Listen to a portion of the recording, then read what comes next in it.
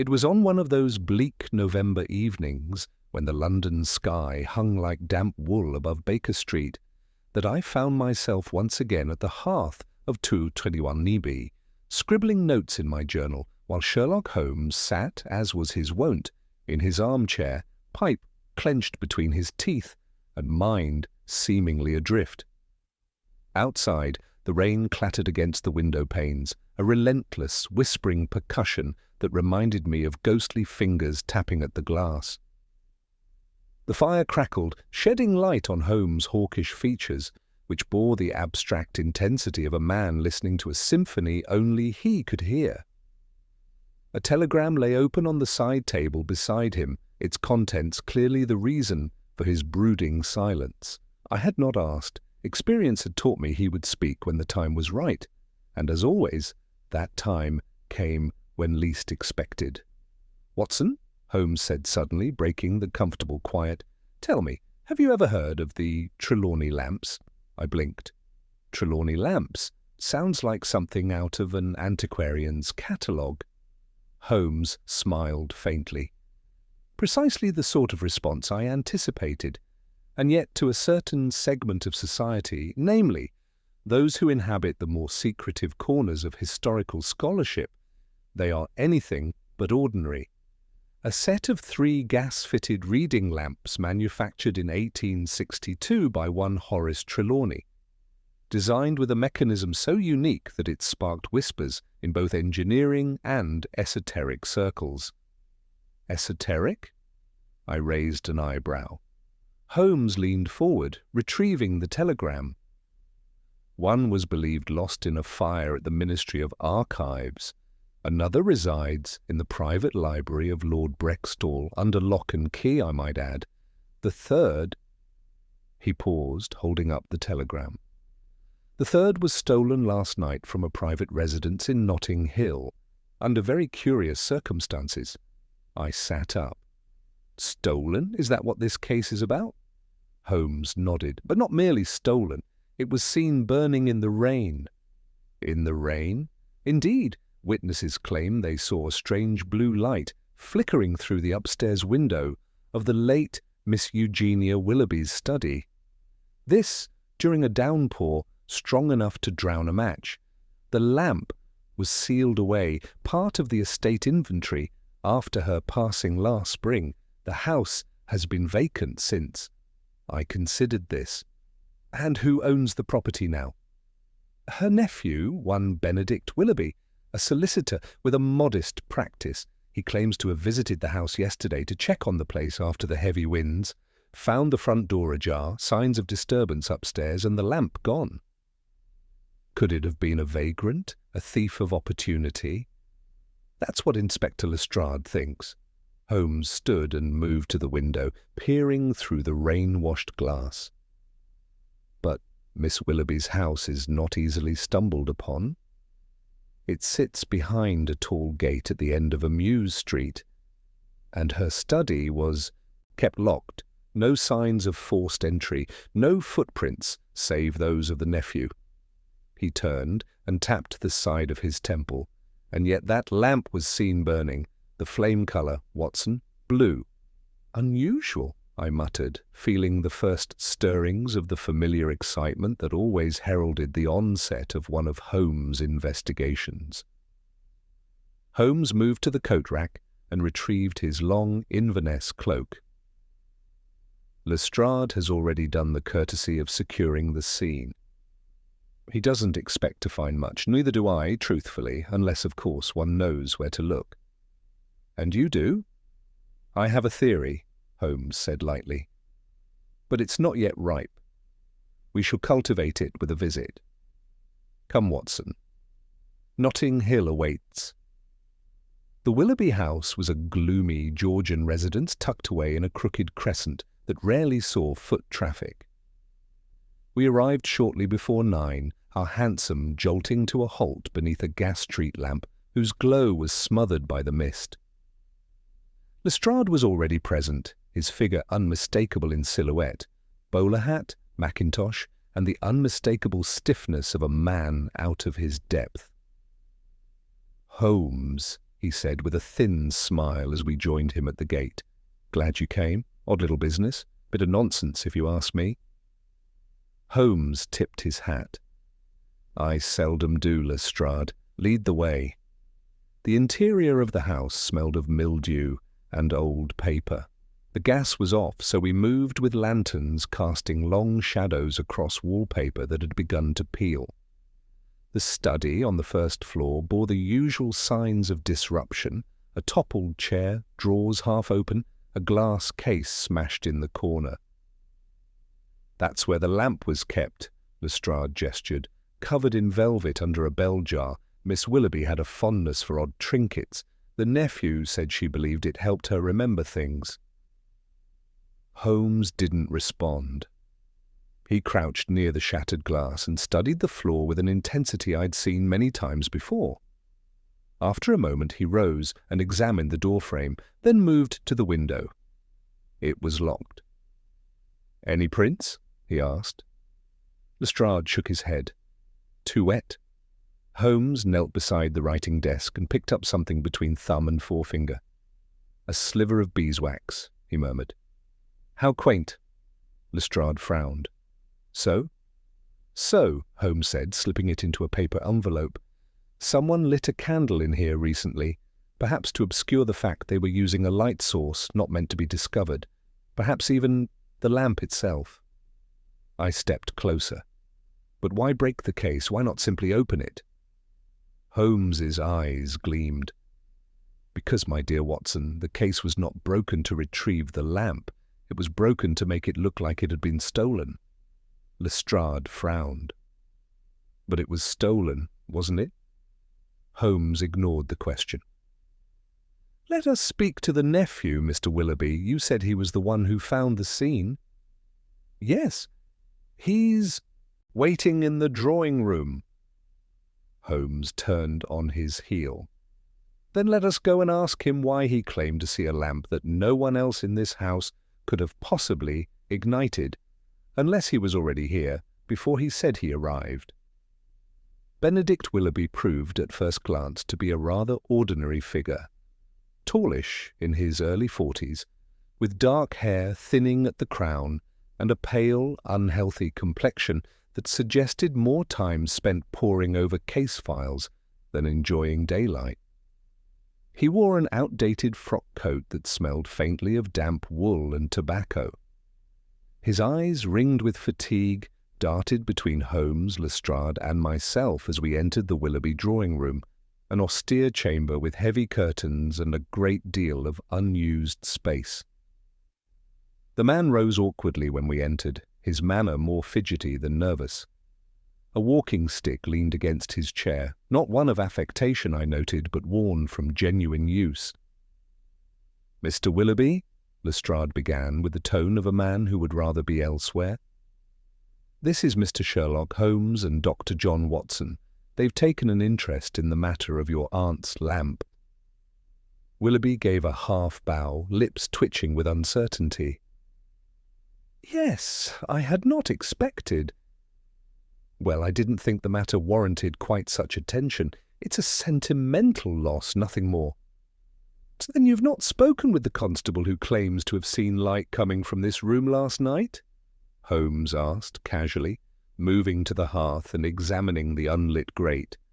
Willoughby stiffened.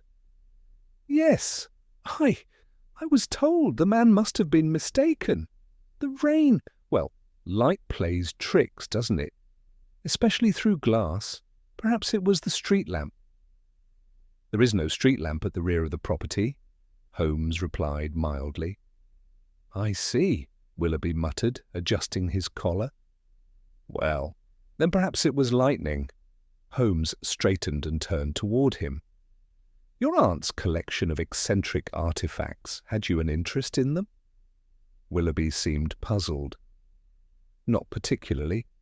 Aunt Eugenia was known for her oddities, but I always found them a bit overwrought. She believed the lamp had some kind of memory-enhancing effect, though I never understood her reasoning. She was alone a great deal, especially toward the end." "You found the house in disarray," Holmes continued. But no valuables appear to have been taken, only the lamp. That is correct. The study was disturbed, as though someone had searched through her notes, but all her books, her jewellery, the old coins, untouched. And you noticed the lamp was gone right away? Willoughby hesitated. Well, yes. I suppose because it was the only thing missing, its absence was obvious. She kept it under glass, you know. And you had a key to the house? Yes, I'm the executor of her estate. Holmes moved slowly around the room, eyes glancing at the fireplace mantel, the windows, the collection of dusty novels lined on crooked shelves. When did you last enter the house before yesterday? I believe it was early September, to collect some paperwork for the solicitor's office. I'd meant to return sooner, but the probate process is tedious. You say you found the front door ajar. Was there any sign of forced entry? Willoughby frowned. No, that puzzled me. The lock is sturdy, quite modern, installed after a burglary scare some years back. Yet there it was, slightly open. Holmes steepled his fingers. Do you know of anyone else who possessed a key? Not to my knowledge. My aunt's maid had one, but she passed away last year. After that, Miss Willoughby had the locks changed. Holmes approached the window and tapped at the condensation. And this room, has it always been so dim? The curtains, I note, are unusually heavy. Willoughby looked surprised by the question. Yes, that was her preference. She disliked sunlight, claimed it interfered with her reading. She was, as I've said, rather peculiar. Holmes said nothing for a moment. Then abruptly he crossed to the writing desk and opened one of the drawers. He withdrew a thin notebook and flipped through the pages quickly, eyes scanning the contents. Willoughby stepped forward, alarm flickering in his expression. I don't think... Relax, Holmes said calmly. It's merely a catalogue of her library. But tell me, did your aunt ever correspond with an engineer named Horace Trelawney? Willoughby blinked. That name sounds familiar. I think she mentioned it once in passing. Some inventor connected with the lamp? Holmes nodded. He designed all three of them. Miss Willoughby's was the only one still believed to be functional. An extraordinary feat of craftsmanship. Its flame, it is said, burns blue not due to gas, but a rare form of combustion. Something to do with vaporized mercury salts and a dual-filament wick. Quite dangerous, in theory. Dangerous? Willoughby repeated, voice tight. Only if mishandled. Tell me, were there any papers of hers missing? Diaries, correspondence? I didn't look that closely, Willoughby said. But now that you mention it, the small strongbox in the corner was empty. She kept letters in there. Did she have enemies? I asked. Willoughby shook his head. Only boredom. My aunt was largely forgotten. She lived quietly, read obsessively, and hoarded things that no one else valued. That's the truth of it. Lestrade cleared his throat. We'll have more questions for you, Mr. Willoughby, if anything else turns up. In the meantime, it might be best if you didn't leave town. I had no intention of doing so, the man muttered, his discomfort now fully apparent. As we stepped back out into the courtyard, the rain had lessened to a mist. Holmes stood in the shelter of the portico, looking toward the street, in silence. You don't believe his story? I said after a moment. I believe parts of it, Holmes replied. But I also believe that Mr. Willoughby's familiarity with the lamp is greater than he admits. He referred to its disappearance as a sentimental loss, not curious, not baffling, but sentimental. Why? Perhaps he and his aunt were closer than he let on. Perhaps. Holmes glanced at me. But we're not dealing with a mere theft, Watson. Someone went to considerable trouble to stage that study. The broken case, the disturbed desk, the clean removal of only one item, all too precise. Our culprit wanted it to seem chaotic, yet also to guide the eye to a single absence. That kind of dual messaging is deliberate. And the light? Holmes nodded. That's the key. Whoever lit the lamp last night wanted it seen. They wanted the legend of the lamp to re-enter public consciousness. Why? That's what we must determine. He stepped off the stoop and signalled for a cab. Back to Baker Street for now. I have a telegram to send to Cambridge, the physics department. Cambridge? I asked, startled. Yes, he said with the faintest smile. Because a lamp that burns blue in the middle of a thunderstorm is not merely a curiosity, Watson. It is a message sent in flame. The hansom rattled its way through the slick, lamp-lit streets of London, bearing us back to Baker Street beneath a veil of thinning rain. I sat opposite Holmes, watching the flickering reflections of gaslights in the puddled cobbles outside. My friend was uncharacteristically still, his gaze fixed not on the street but on the fogged glass pane beside him, as though searching the drifting droplets for clues invisible to me. Holmes, I ventured at last, do you truly believe that lamp is more than a collector's novelty? You mentioned combustion, mercury salts, dangerous vapours. Surely that's scientific eccentricity, not criminal design. His eyes snapped to me, sharp and alive. My dear Watson, have I ever indulged in eccentricity without purpose? Frequently, I said dryly. He smiled faintly. Touché, but in this case, I assure you, the eccentricity is not mine. Consider a lamp known to burn blue in adverse weather, sightings confirmed, the house sealed, yet the flame observed. A theft engineered not for gain, but for spectacle. A man whose memory is inconveniently vague. There is a pattern here. We simply have not yet deciphered its grammar. We reached 221B just before 11. Mrs. Hudson met us at the door, apron dusted with flour and a hint of anxiety in her eyes. "A letter for you, Mr. Holmes," she said. "Arrived not 10 minutes ago. No postmark, no address, slipped through the slot by hand, I'd wager." Holmes took the envelope with interest. It was a curious thing, cream-coloured, thick, with the faint aroma of lavender and machine oil.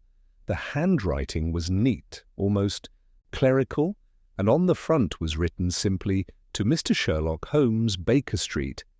Urgent." He broke the wax seal and withdrew a single sheet of paper. I stepped close and read over his shoulder. "Mr. Holmes, there are forces moving that should remain still." Miss Willoughby's mistake was to awaken what she did not understand. The lamp is not merely a relic. It is a cipher, a map, and a warning. You must not pursue this. Let sleeping flames lie. A friend of the dead. Well, I breathed. That's ominous. Holmes turned the note over. No watermark, no signature, not even an imprint from a blotter. He sniffed the paper, then held it close to the gaslight. After a moment, he spoke. "Hand-cut parchment. Slight greenish tint in the fibres. Chemically treated, likely used in older cryptographic circles. This paper was not purchased at a stationer's yesterday. And the handwriting? Unremarkable. Almost too neat. Perhaps even stenciled or traced. But the phrasing, a cipher, a map, and a warning. That's the crux. Watson, this case no longer concerns a stolen object. It concerns a message, one that Miss Willoughby perhaps uncovered too late."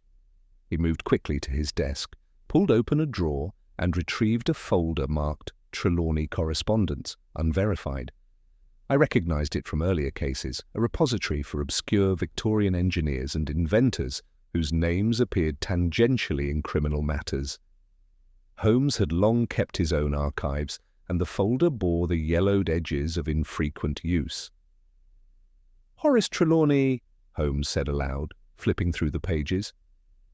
"Born 1830, apprenticed to Faraday's protégé in 1846, then disappeared from public record in 1868, resurfaced only once, in a footnote to a private lecture at King's College titled On Memory, Light, and mechanical intuition, then vanished again. Vanished? Indeed, no death certificate, no estate, just silence. The kind of silence that suggests either institutional cover or voluntary obscurity. Holmes tapped one page thoughtfully. Ah, here. The Trelawney lamps were supposedly created as part of a larger project, something dubbed Lucerna Vindex, the avenging lamp. A poetic name for an object, I muttered. Not poetic, Latin. A common technique among esoteric engineers, veil meaning in classical tongue, and suddenly what is a lantern becomes an oracle. Look here. He pointed to a fragment of a letter from Trelawney to an unnamed correspondent. It is not the flame that illuminates, but the memory it awakens. Each lamp must be lit under rain, for only then does the voice become clear. I trust you will guard yours as I have guarded mine. Holmes closed the folder and looked at me. Watson, I suspect Miss Willoughby decoded something within her lamp, perhaps even a message embedded through engineering, a pattern of light, heat, or even sound. And now someone else wants it buried again. You think she was murdered? I think she died at a time very convenient for someone who did not want her secrets made public. I stood in silence, the room suddenly colder. Just then there was a sharp knock at the door. Holmes looked up, frowning. At this hour? Mrs. Hudson peeked in. Inspector Lestrade again, sir? He says it's urgent. Lestrade entered with uncharacteristic haste, raindrops clinging to his coat collar. Holmes, something's happened, he said. Another break-in, this time at the National Trust Archives in Clerkenwell. Nothing taken but an index card listing the donation record of Miss Eugenia Willoughby. Holmes's eyes glittered. And the entry? Destroyed, torn clean from the drawer. Holmes gave a sharp breath through his nose. Someone is erasing the record of that lamp, its origin, its ownership. The theft at the house was only the beginning. This, Watson, is a campaign of silence. Lestrade handed him a slip of paper. And we found this on the floor. Same parchment, same handwriting. Holmes read it aloud. Too late. One flame gone. 2 remain. Do not seek the second. It was not yet noon the following day when we stepped out of a second hansom, this time before the stately facade of Halberd House, the London residence of Lord Cedric Brextall. A minor peer with a reputation for eccentric scholarship and an enviable collection of 17th-century manuscripts, Brextall had long maintained an aloof presence in academic circles, neither wholly respected nor wholly dismissed. What few knew, and what Holmes had discovered through his own quiet investigations years earlier, was that Brextall also possessed the second of the 3 Trelawney lamps. It was gifted to him by Trelawney himself, Holmes remarked as we approached the arched doorway, during a short but intense correspondence on the theory of associative resonance in artifacts. Brextall fancied himself a student of forgotten sciences. He considered the lamp both an heirloom and an enigma. And yet, I said, if the same hand that struck Miss Willoughby is striking again, we may already be too late. Holmes didn't respond. His stride lengthened. We were received at the door not by a butler but by a thin, dark-haired woman in her late 30s, sharply dressed in a navy blue riding habit. Her posture was stiff, her eyes slightly red, but her voice clear. "You're Mr. Holmes and Dr. Watson?" she asked. "I'm Catherine Brextall. My father is indisposed." Holmes offered a curt bow. "Miss Brextall, I fear we bring difficult questions at an already inconvenient hour." Her expression didn't change. "If your visit concerns the object taken from his library last night, then you're already too late." Holmes stilled. "The lamp?" She nodded. "Vanished sometime between midnight and dawn. The housekeeper discovered the library in disarray this morning. A single window. Forced open from the garden side, no valuables taken, only the lamp." My father hasn't spoken a word since." We exchanged a glance. "May we see him?" Holmes asked gently. She hesitated. "He's not injured, just silent, staring into the fire as though something broke in him. I've sent for our physician, but he hasn't arrived yet." Holmes inclined his head. "Then let us start with the library." The room was tall and narrow, bookshelves pressed tightly along every wall, their spines ranging from leather-bound tomes to paper folios held together with ribbon and care. The curtains had been drawn open, letting in the weak light of a clouded morning. A small table near the fireplace bore the telltale signs of recent disruption: a toppled inkstand, a crumpled velvet cloth, and an empty brass pedestal fitted with gas lines now capped. Holmes moved to it at once, fingers tracing the edge of the pedestal. "Here is where it stood." Miss Brextall nodded. "He kept it burning during storms. I always thought it peculiar, but he swore the blue flame steadied his memory." I crouched beside the table. "Same make as the Willoughby lamp?" "Identical casing," Holmes confirmed. Though each had slight modifications, Trelawney's note suggested he tuned them to their owners. I wonder what resonance this one held for Brextall. He rose and examined the broken window latch. "Forced from outside. Efficiently done. No alarm. No sound." I gestured toward the bookshelves. "Were any of these disturbed?" "Not a one," said Catherine. "He had a notebook, an index of his observations with the lamp." "That's gone too." Holmes's gaze sharpened. "Another record erased." The door creaked open behind us. A soft footfall announced a new figure, an older man with sunken cheeks, hollow eyes, and a white silk scarf around his neck. He walked with a cane and held his left arm awkwardly. He did not speak. "Father," said Catherine gently, "these gentlemen have come to help." Lord Brextall stared at us as though from behind frosted glass. When Holmes approached, the man's lips parted, but no sound emerged. Instead, he pointed to the hearth. We turned. A single sheet of paper had been tucked beneath the grate, its corner charred. Holmes retrieved it carefully with the fireplace tongs and laid it on the table. Only fragments of the text remained. They always come in rain. "The light speaks, even after death. 3 vessels, hidden messages. Do not—" Holmes folded the paper. "We've seen similar warnings before. Whoever took the lamp knew exactly what to destroy." Lord Brextall stirred. His hand, shaking, pointed to the far wall, toward a portrait of a young woman with a stern jaw and a telescope resting beside her. Catherine stepped forward. "That's his sister, Margaret. She died in a fire in Sussex nearly 20 years ago. A terrible thing. He never spoke of it." "Was she connected to the lamp?" I asked. She paused. Yes, I found a letter once, tucked into a folio she left behind. She and my father believed the lamps were part of something, not mystical, but intellectual, a way to record thought through light. She had studied optics at university, a rarity at the time. Holmes's eyes gleamed.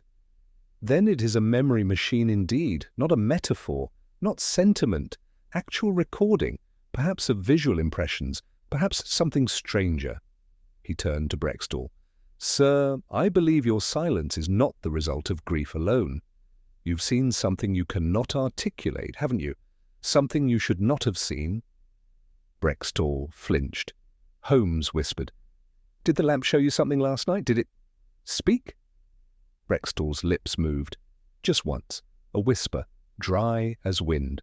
"Rain, mirrors." Then he said no more. Back in the drawing room, Holmes paced slowly while I took down my notes. Catherine sat nearby, glancing at the window every few moments. Holmes spoke at last. "2 lamps gone. 1 remains. The flame is more than symbolic. It carries something visual, auditory, a chemical memory. Catherine leaned forward. "There's something else. This morning I found a sealed envelope in the library drawer. It wasn't there last night. No signature. Just a wax seal, a serpent eating its own tail." Holmes held out his hand. "May I?" She gave him the envelope. Inside was a short note, written in the same precise hand as the warning delivered to us in Baker Street. "Two flames extinguished. The third shall never burn again. Lucerna Vindex must remain buried. Stop your pursuit. Final warning." Holmes folded the letter, his voice soft. "Then we are already being watched." The next morning broke with a colourless hush over London, a stillness heavy with the threat of new revelations. Fog coiled around the lampposts like curious fingers, and the city moved with the sluggishness of a mind yet to awaken. Within the dim walls of 291B Baker Street, Holmes stood at his desk, peering over a collection of aging maps, handwritten diagrams, and slips of cross-referenced notes from his personal archive. I had grown familiar with this stance, a tension in the shoulders, a glint of pursuit in the eye, the hush that hung between thought and breakthrough. He had not spoken in over 20 minutes. At last, he tapped a finger against the corner of an old topographical blueprint. "Here," he said, "beneath the west wing of the Royal Society building on Carlton House Terrace. A disused access corridor beneath the lecture chambers, originally constructed for coal delivery in the 1830s, sealed up by 1884. Trelawney gave a private lecture here in 67. He returned 3 times over the next year, though no official record places him inside. Do you believe he left something behind?" "I believe," Holmes said, "that if he left the world any legacy beyond those infernal lamps, it lies there. Plans, formula, something that explains why people are silenced over a flame, and we must retrieve it before our invisible correspondent does." We departed Baker Street wrapped in silence, Holmes carrying only a leather satchel, and I a discreet revolver tucked into my coat, not on Holmes's suggestion, but my own discomfort.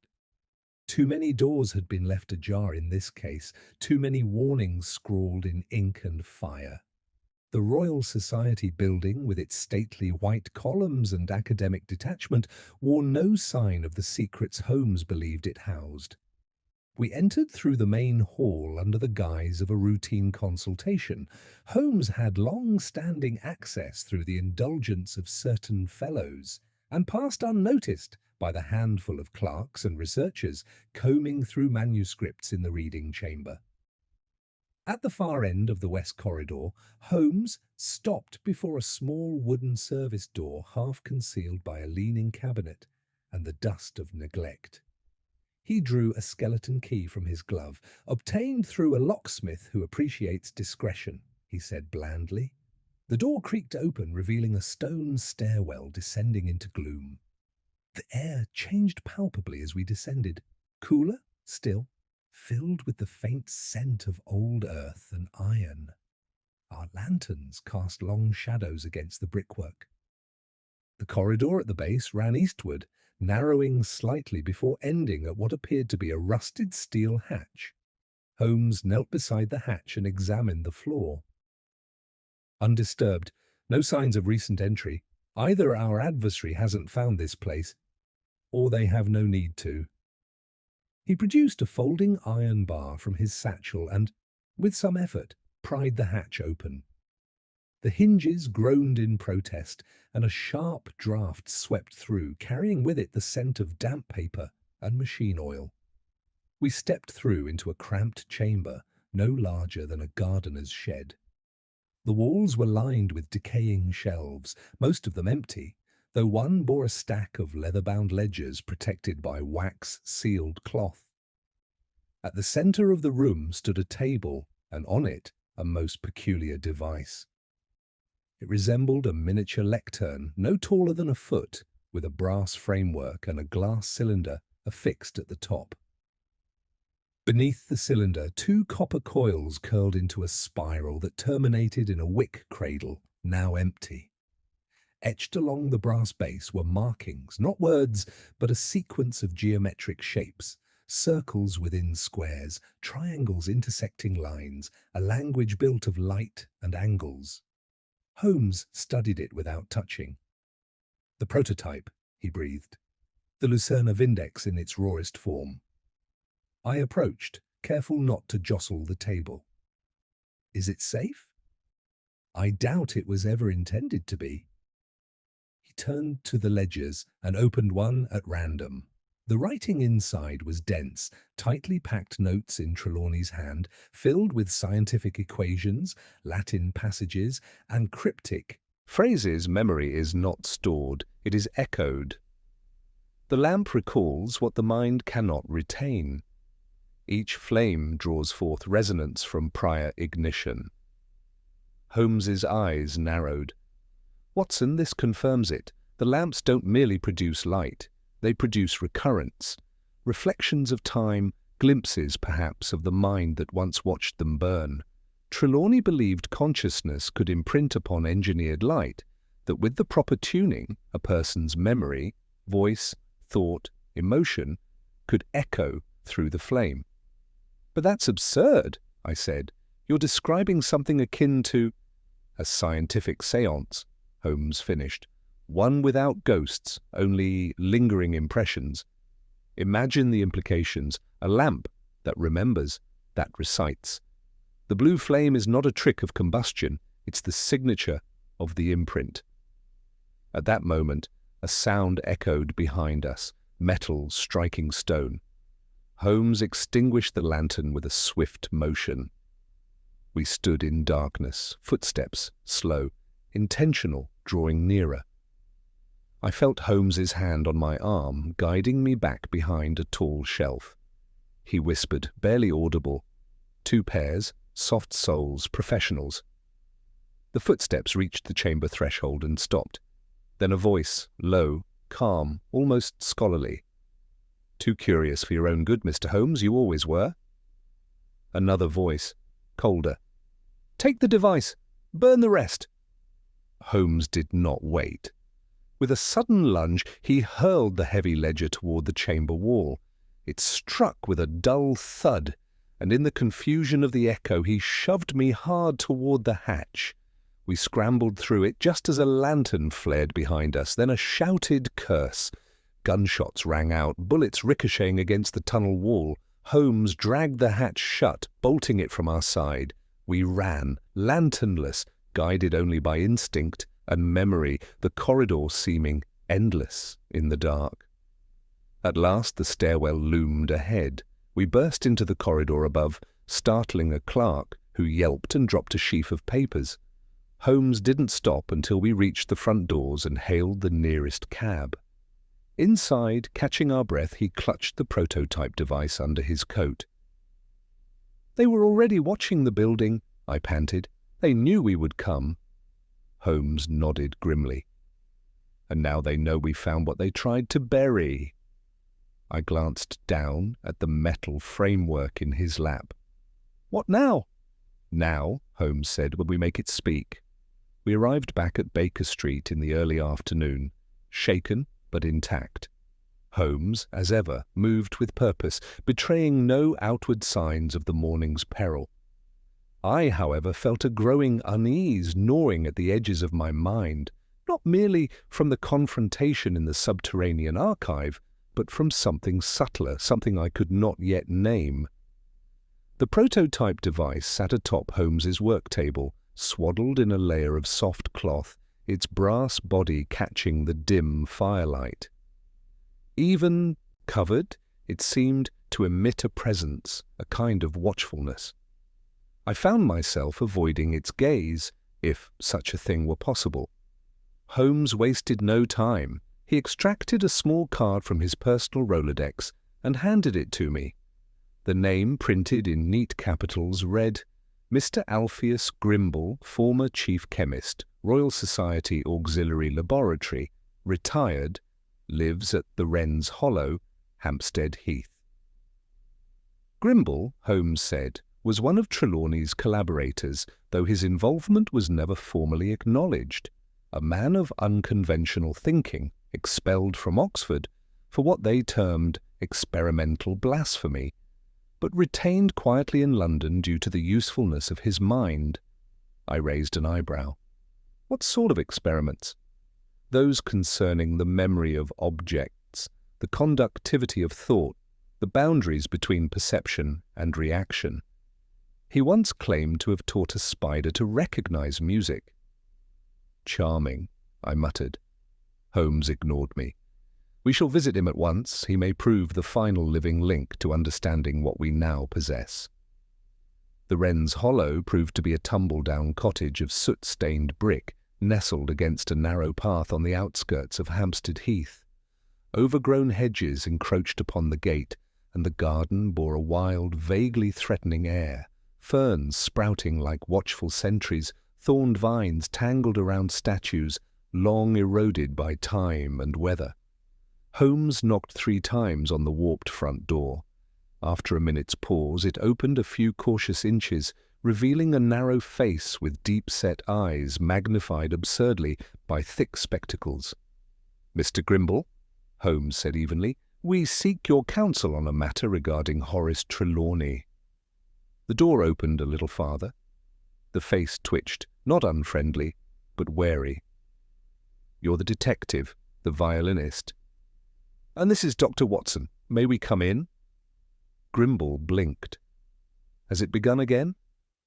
Holmes offered no answer, only a nod.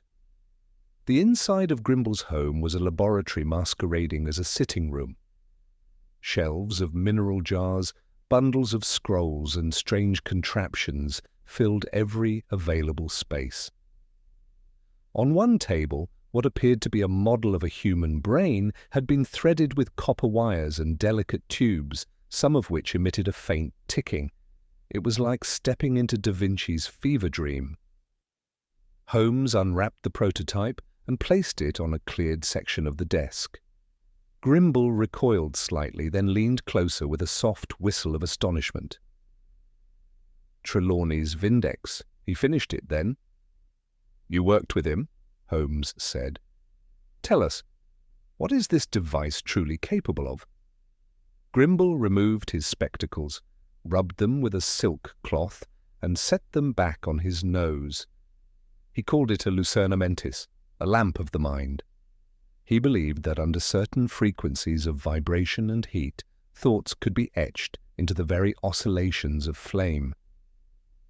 As one might carve a groove into wax for sound, he claimed the soul's echoes could be impressed upon light. "Is that remotely possible?" I asked, trying to keep the skepticism from my voice. Grimble shrugged. "Possible? Rarely. Dangerous?" "Absolutely." He found that the lamp could, on occasion, produce what he called backwash. Mental impressions so strong that those nearby would experience flashes, dreams, hallucinations, like walking through someone else's recollection. Holmes turned to me. "You've felt something." I hesitated, then nodded. "Last night, while holding it briefly, I saw something. A face, distorted, half-lit in blue, and a voice. A woman's. She was saying, 'Remember what was hidden.' But it wasn't sound, Holmes. It was like memory intruding where it didn't belong." Grimble looked grave. "Then it's active." "Can it be used safely?" Holmes asked. "If you replicate the ignition conditions," Grimble said, "and stabilize the resonance, perhaps. But it will not play at whim. The memory imprinted must match the viewer's mental architecture. It's not just science, it's symphony, vibration, cognition, emotion, all aligned. Miss Willoughby and Brextall likely left more in those flames than anyone knew." Holmes folded his arms. "Can it be tuned to reveal what they saw?" Grimble gave a thin, sad smile. "You can try. But be warned, the lamp doesn't show what you want. It shows what they remembered most." As we prepared to leave, Grimble handed Holmes a slip of parchment covered in mathematical notations and hand-drawn sigils. These are the ignition patterns Trelawney used for harmonization. You'll need a mercury vapor filament and a heat-stabilized wick. It must burn in rain or else the memory will stutter. Why the rain? I asked. Rain dampens competing frequencies, Grimble said. It narrows the channel, makes it easier for the flame to speak.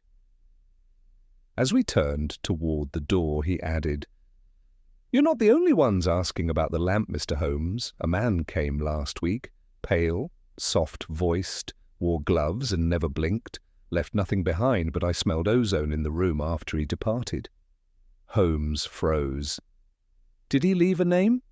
No, Grimble said, but he asked about the third lamp, just like you. We returned to Baker Street under a lowering sky. Holmes went to work immediately, sketching the device's ignition pattern across 2 chalkboards and preparing a sealed glass wick infused with the chemical solution Grimble had described. I busied myself transcribing my notes, but the moment I placed my hand on the prototype's base to reposition it, I froze. It came again, a flash, blue fire, then darkness. A spinning mirror, a scream cut short. A woman whispering, They buried the flame inside the clock. I dropped the device with a clatter. Holmes looked up. Watson? I stared at my shaking hand. The visions. They're getting stronger. Holmes's eyes narrowed. Then we must be close. He turned back to the chalkboard, voice low. And if they're willing to kill to keep this buried, we'd best uncover the final lamp before someone else does. The following morning, the storm returned. By the time we left Baker Street, heavy rain pelted the streets in sheets, rattling on rooftops and pooling at curbside drains like quicksilver collecting in the veins of a restless city. Holmes, dressed in his long grey ulster and deerstalker pulled low, moved through the deluge with the purpose of a man chasing a very particular shadow. I followed at his side, clutching the collar of my coat, still shaken from the experience with the prototype lamp the night before. I've reviewed every documented location tied to Horace Trelawney's late experiments, Holmes said, barely raising his voice above the sloshing of wheels and the hiss of rainfall. But none match the detail from your vision, the mirror, the scream, and that curious phrase, they buried the flame inside the clock. You believe it was literal? Literal enough for our purposes, Holmes replied. The mirror, I suspect, refers to Trelawney's optical work, his obsession with reflective encoding. But the clock? That gave us our destination. We stopped before an iron gate, behind which rose the stark silhouette of a decommissioned bell tower. The structure loomed above the surrounding buildings, its upper chamber ringed by shattered lancet windows and streaked with rusted guttering. It had once been the heart of St. Veronique's parish, long since defunct. Holmes produced a skeleton key and opened the gate. The grounds were overgrown and slick with moss.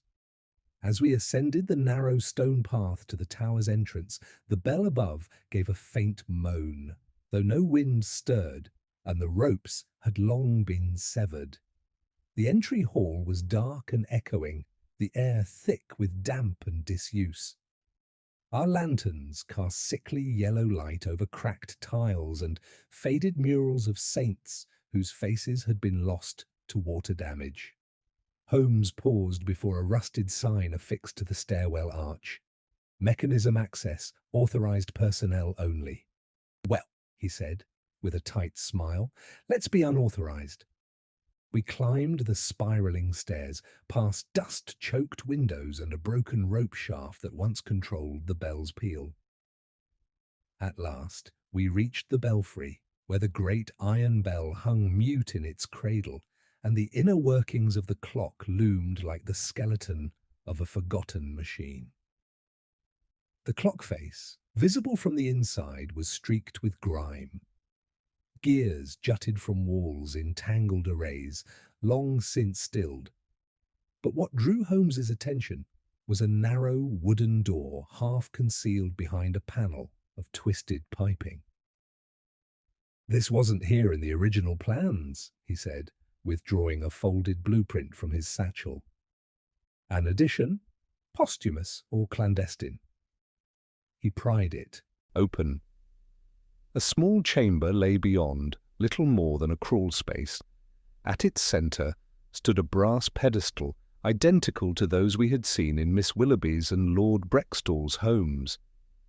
It was capped with a bell jar and wrapped in black cloth bound with wax seals, 3 of them, each marked with the same Ouroboros emblem we had seen in previous warnings.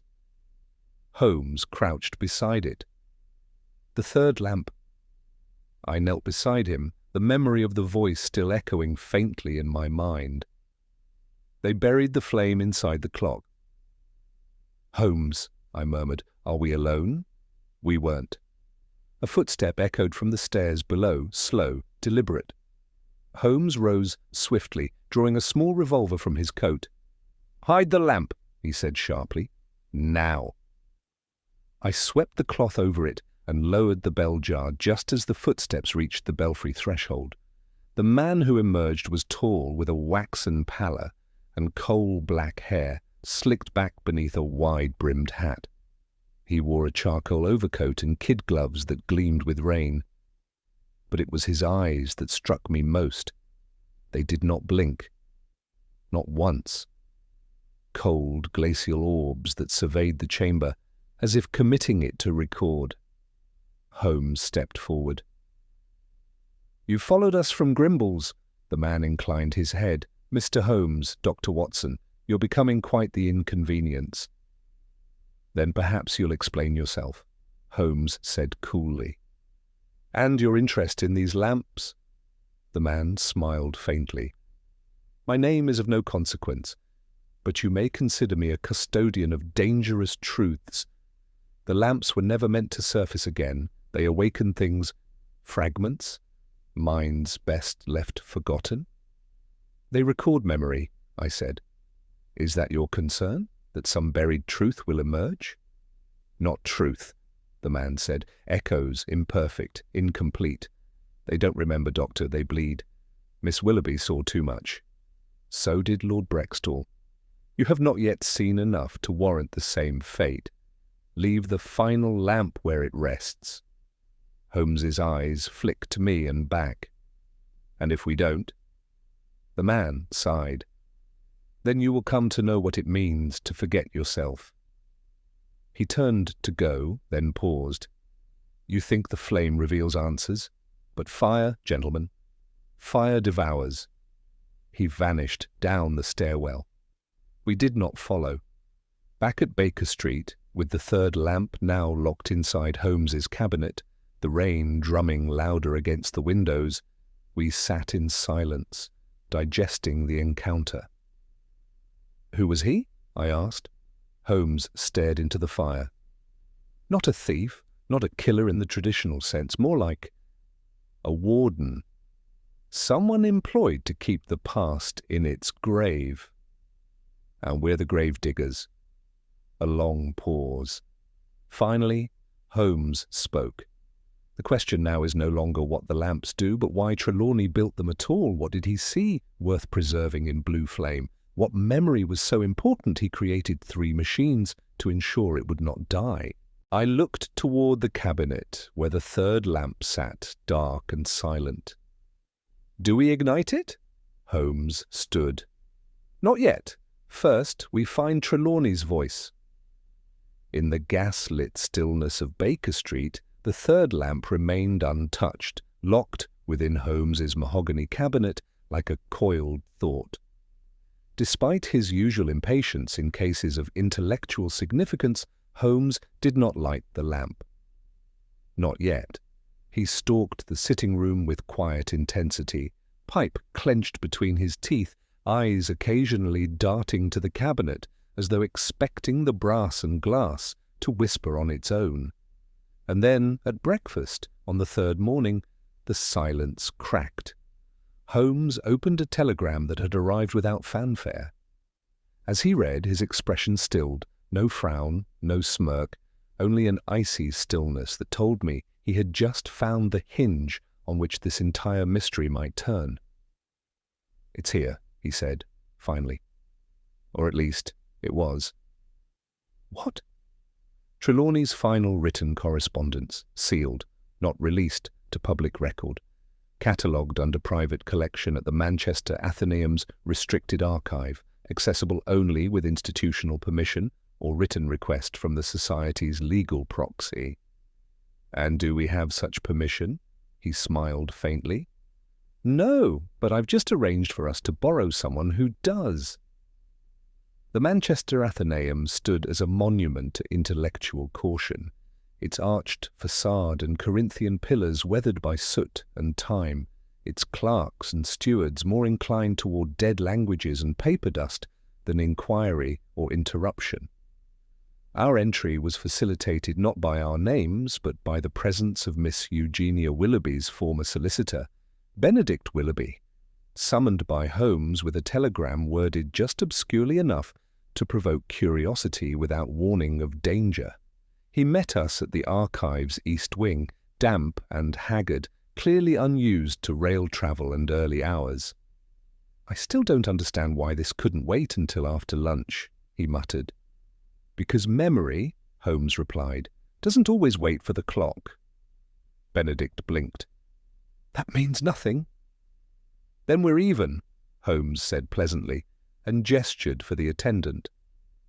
The restricted archive resembled a crypt more than a library.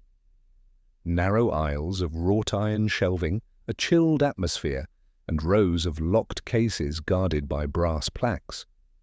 We were led past rows of Enlightenment-era correspondence until we reached Case 97B, where the entry read Horace A. Trelawney, 1830, final sealed letter, deposited 1870.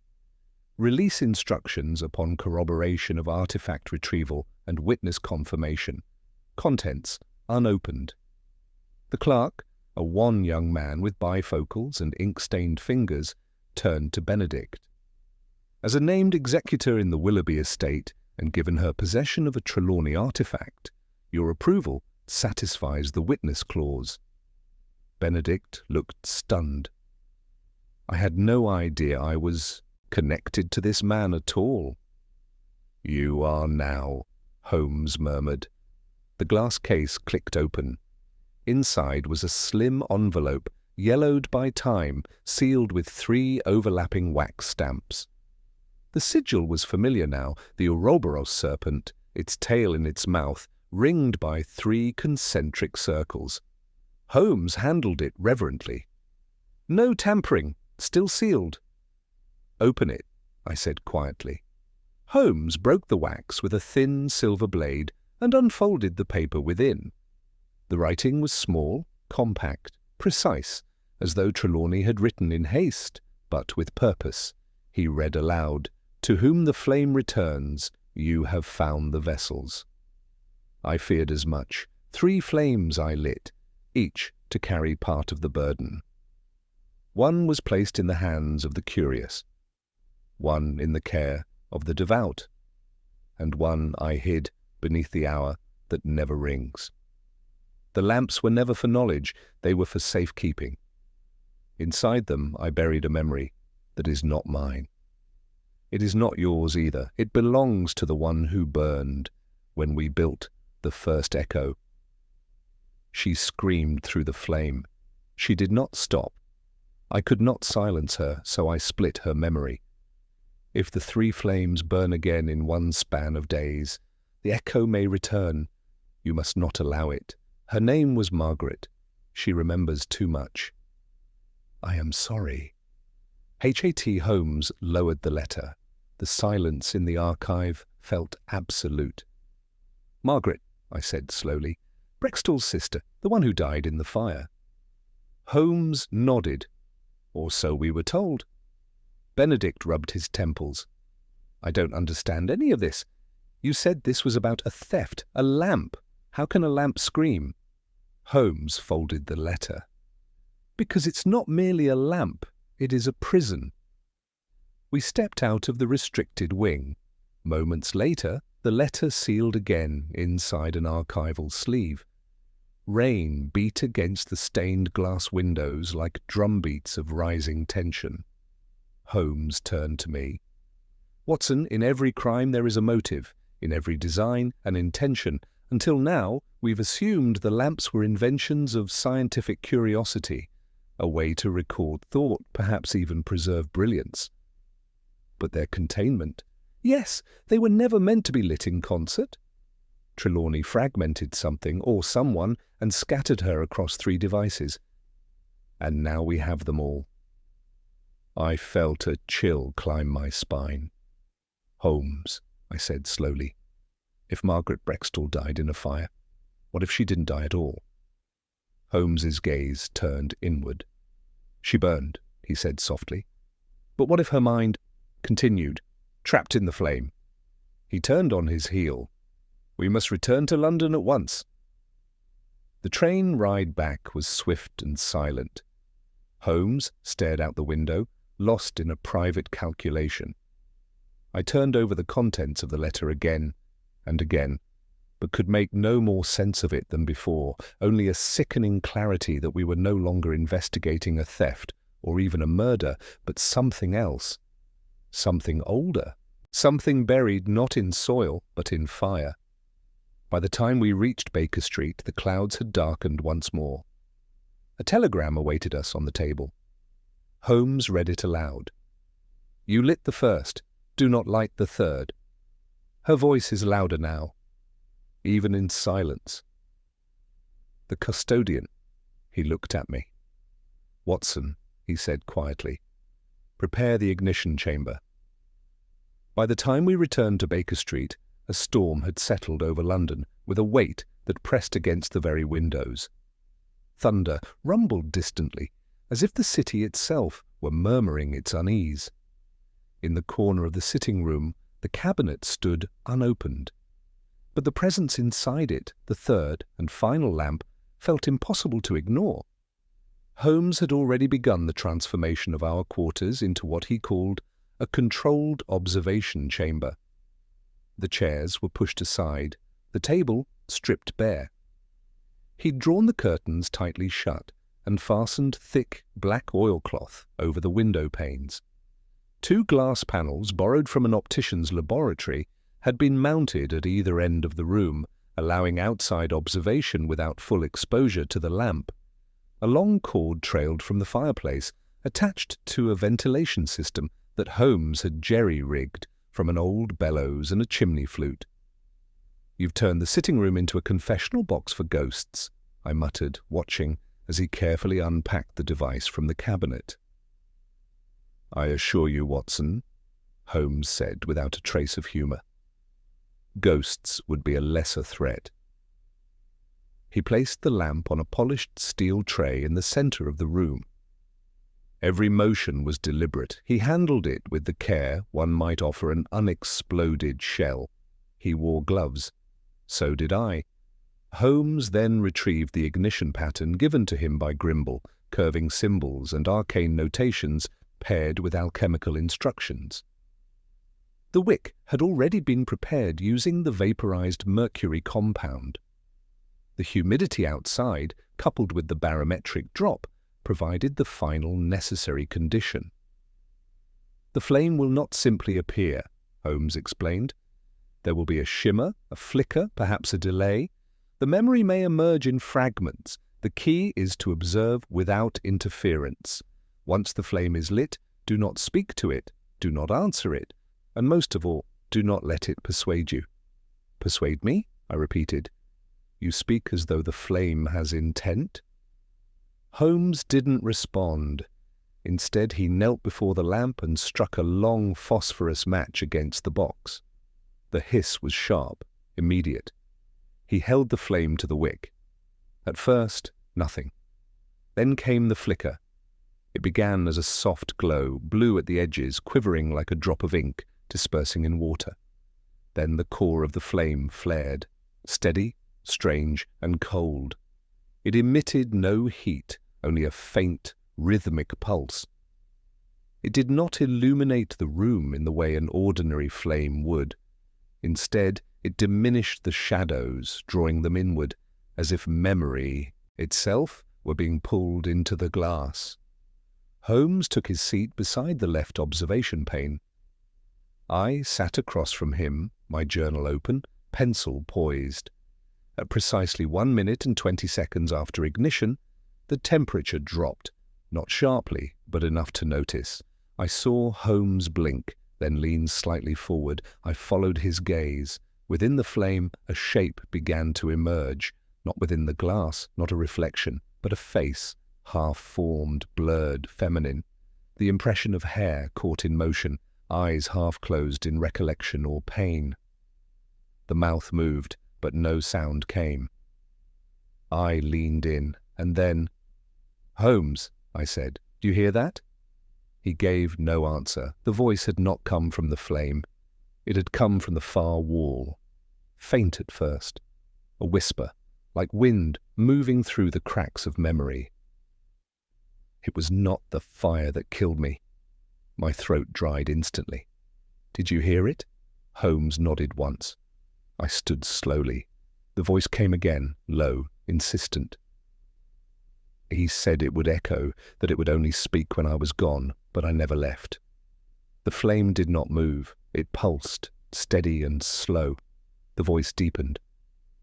"The third lamp is not the end. It is the gate." "Gate to what?" I said, without meaning to. Holmes snapped toward me. "Don't answer it." But the room shifted, or rather, it felt as if it shifted, tilting slightly, like the floor had turned to water. I gripped the edge of the table. Holmes was shouting now, but I could not hear him clearly. His mouth moved, his form blurred. And then the flame winked, just once. And I saw her, not in the lamp, in the room. A woman stood by the fireplace, barefoot, damp, dressed in a soot-streaked chemise torn at the shoulder. Her eyes were wide, dark, staring directly at me. She didn't speak aloud, but her voice pressed against my skull from the inside. "He made me part of the machine." I stumbled backward, knocking over the chair. The woman didn't move. She was no apparition. She watched, studied. Holmes moved, quickly, precisely, reaching beneath the table for a metal cap he had prepared earlier. With one motion he snuffed the flame. The room snapped back into itself. No woman, no voice, just the quiet hiss of the rain beyond the thick curtains. "Watson," Holmes said sharply. "Watson!" I nodded. I'm fine." He didn't believe me, nor did I. "She wasn't in the flame," I whispered. He nodded grimly. "No, she was beyond it." What did she mean, the gate? Holmes rubbed his hands slowly, the rare sign of unease passing over his face. "I believe the lamps were more than recording devices, Watson. They were dividers, meant to fracture the full memory, contain her in pieces." "And now we have all three," I said. "Yes." The door downstairs creaked. We both turned. A moment later, Mrs. Hudson's voice floated up. "Mr. Holmes, there's someone here to see you. Says it's urgent." "Who?" Holmes called. Down. "He wouldn't give a name. Just said to tell you the clock has remembered the hour." Holmes stood. "Watson," he said, "we're not the only ones who lit a lamp." We descended the stairs with caution. Holmes led the way, every step deliberate. I followed a pace behind, my thoughts still tangled with the vision, the woman, her eyes, her voice inside my skull. The phrase repeated itself like a bell tolling beneath the surface of my mind. He made me part of the machine. In the narrow hallway of 221B, the gaslight flickered low. Mrs. Hudson stood aside, pale and wringing her hands, her voice low. He came in without knocking, just appeared. I told him to wait, but he wouldn't sit. "He's in the back room." Holmes gave her a curt nod and opened the drawing-room door. The man standing at the far end of the chamber was lean and grave, wearing a grey frock coat slick with rain. His face bore deep lines, not merely of age, but of calculation, A fringe of silver hair clung to his temples, and beneath the brim of his water-streaked hat, his eyes, sharp, glacial, fixed on Holmes with something bordering on reverence. "I hoped it would be you," he said softly. Holmes didn't speak. He only closed the door and motioned for me to stay behind him. The stranger removed his hat and set it aside. "I am Edward Mercier, former Fellow of the Royal Society, former engineer of the Trelawney Initiative. I have come to tell you what no one else will." Holmes narrowed his gaze. "Why now?" "Because the lamps are all awake," Mercier said, "and something else is stirring with them." We sat, the three of us, in the dim room where the air smelled faintly of ozone and soot from the snuffed flame upstairs. Mercier refused tea. His hands never stopped moving, fingers tapping, interlacing, stretching, not nervousness, but an excess of internal energy searching for form. "I was part of the original group," he began, "back when Trelawney was not yet forgotten, when his ideas attracted minds like moths. We believed in something extraordinary, that the human mind, properly attuned, could imprint experience upon vibration, light, fire, a form of preserved consciousness, not mere memory, but presence." "The lamps," I said. "Yes, Lucerne. Each one constructed to hold a fragment of, well, you've seen the result. Brextall called it the echo. Willoughby called it her voice. I call it the residue." Holmes leaned forward. "What happened to Margaret Brextall?" Mercier hesitated. "She volunteered." I stiffened. "To die?" "No, to divide." He looked down. "She believed in the theory that the mind could be separated, not destroyed, but distributed, a central consciousness fractured into three anchors, like light through a prism. Trelawney warned her it was irreversible, that even if the body survived, the unity of self might not. She went forward anyway." "And the fire?" Holmes asked. Mercier's mouth twitched. "There was no fire." I felt a coldness run through me. "She burned," Holmes said flatly. "Every account says so." "She seemed to burn," Mercier replied. "That was the story we crafted to protect her, or what was left of her. You see, once the experiment concluded, Margaret changed. She didn't speak for days, and when she did, it wasn't always her. Sometimes it was another voice. Sometimes three." He looked between us. We realized the lamps hadn't simply stored her consciousness. They had shaped it, made it malleable, reflective.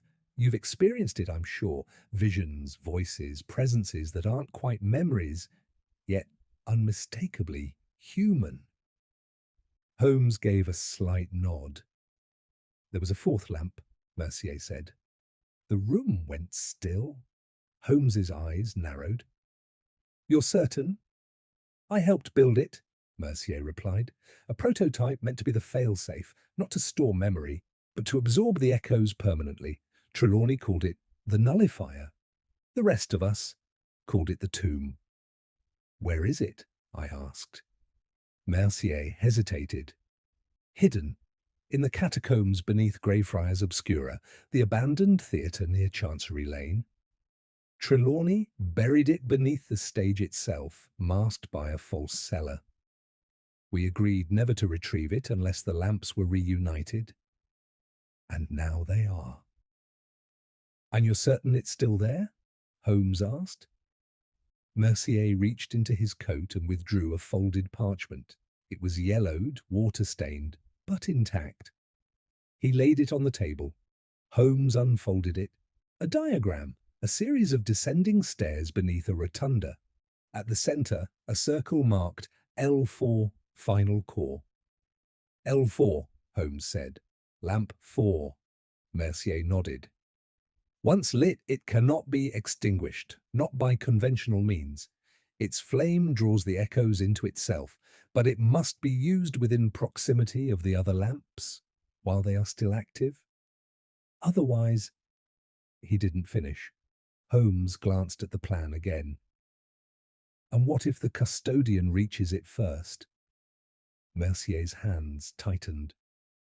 Then the flame will not contain the memory. It will amplify it, spread it. She will not remain an echo. She will become everywhere. We stood on the precipice of something no longer scientific, not entirely explainable by chemistry or light. We had followed clues, found the facts, tracked the logic. But the truth? That was now something else. Holmes folded the map and slipped it into his coat. Then we go to Greyfriars tonight. Mercier stood. I'll lead you there, but I won't go down. I've seen what lies beneath. As he stepped toward the door, he turned back once more.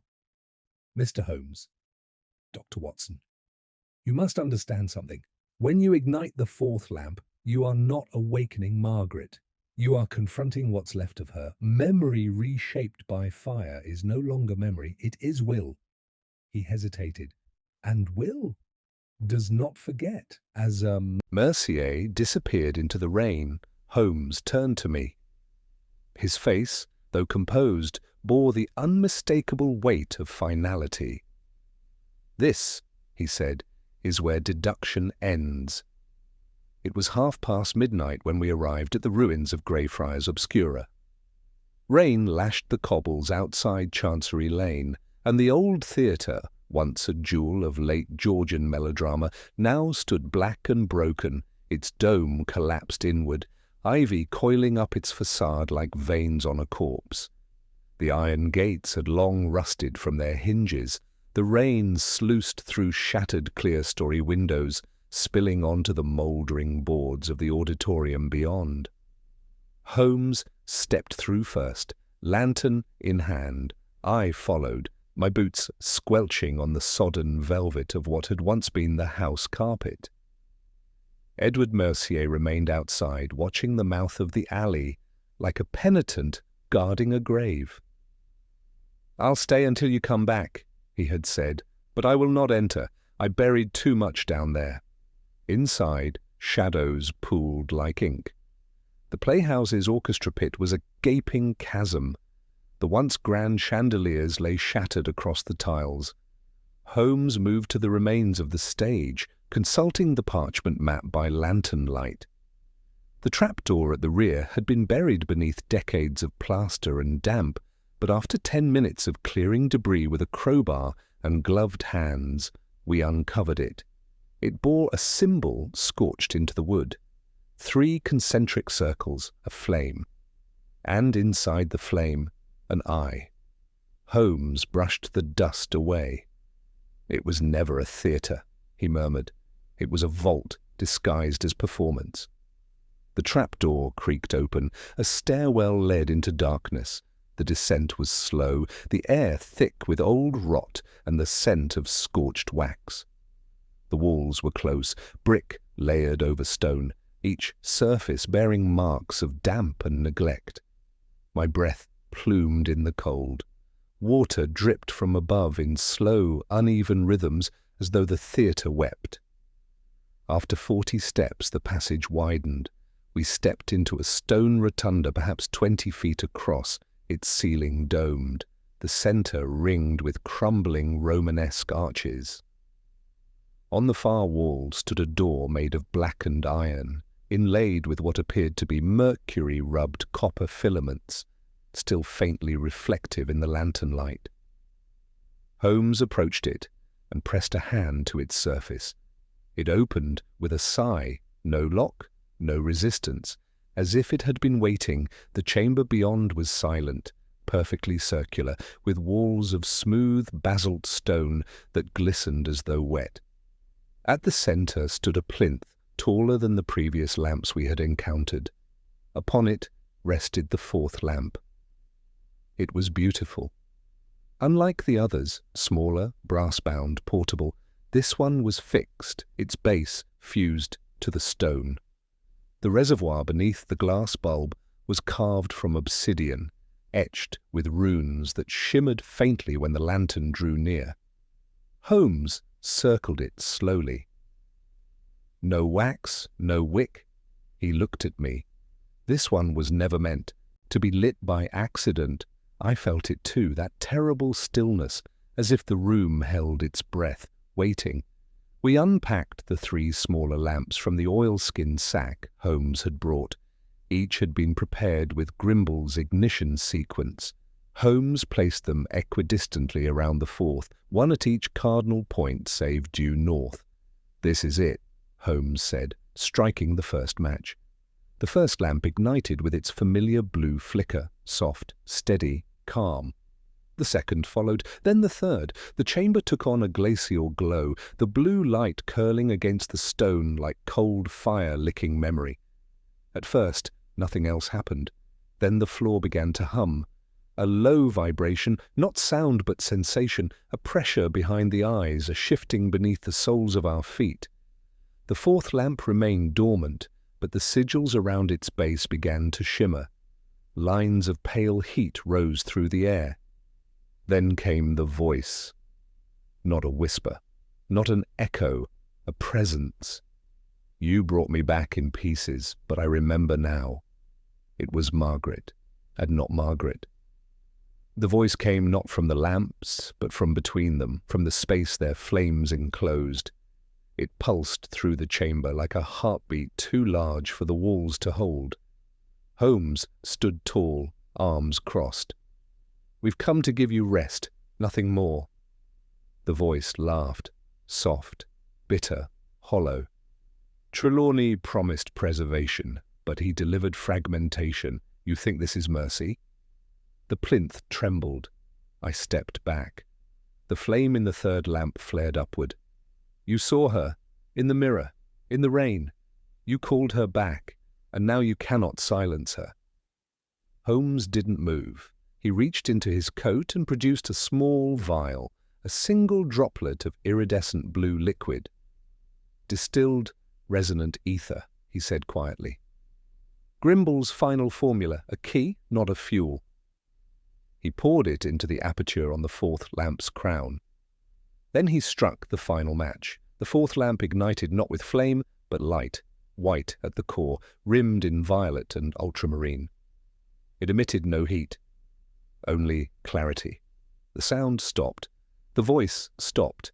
Then for a single instant the air was filled with images, not visions, not hallucinations, memories, children laughing near a sundial, a violin played at dusk, a woman reading beneath gaslight, Trelawney's face, older than any picture we'd seen, tears streaking his cheek, Margaret, whole, unfractured. And then silence again. The 4th lamp dimmed, the other 3 extinguished one by one. We stood in the dark. My hands shook. Holmes exhaled slowly. "She's gone? You're sure?"